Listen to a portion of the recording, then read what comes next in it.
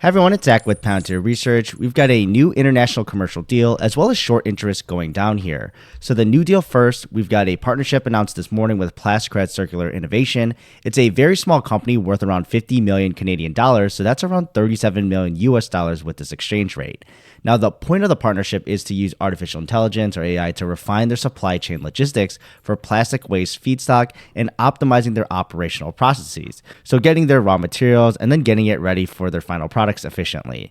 Now, the extent of the partnership disclosed is they'll be utilizing Palantir's Foundry and AIP platform at their Primus plant as a test, where the outcomes of this test will be used for their upcoming facility design. So their approximation is 2,000 to 10,000 barrels a day of zero sulfur green condensate, and then to remove around 300 to 1,300 metric tons of plastic waste a day. And note, this is international commercial, so Palantir's Canada commercial business lead emphasizing this for all sizes of businesses and having that environmental impact there.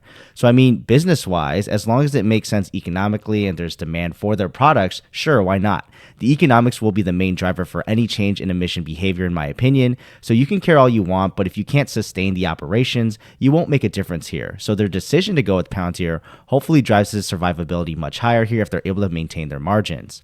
And then depending on how well this goes, they will utilize this and expand across North America, but I'm sure that depends on the success of this project.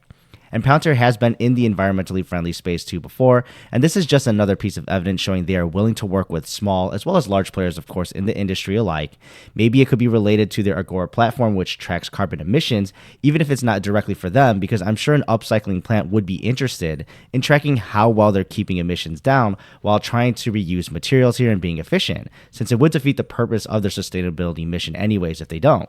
And I think this is also a greater lesson too, that the other countries like Canada who prioritize the environment, and I'm saying that the US doesn't do that, but there's other issues at hand here, especially out in Europe where recycling is much more culturally ingrained. When I've visited in the past, like Germany comes to mind immediately. So it'll be great to have more evidence for them to possibly help and expand in these countries eventually, which we'll just have to see if this is successful.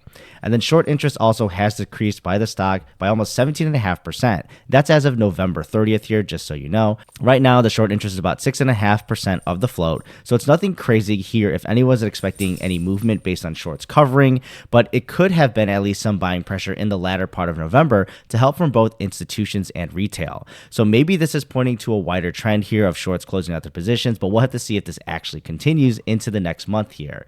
Now, it could just be a one-off here, especially when you deal with volatile price movements, especially in the upwards direction if people have to cover their losses, but in the downwards direction too, right? If they're covering, if there's a huge drop, it's because they want to take profit. So we'll just have to see how this plays out as well over the coming months. But thanks for watching today's video, and I'll see you in the next one.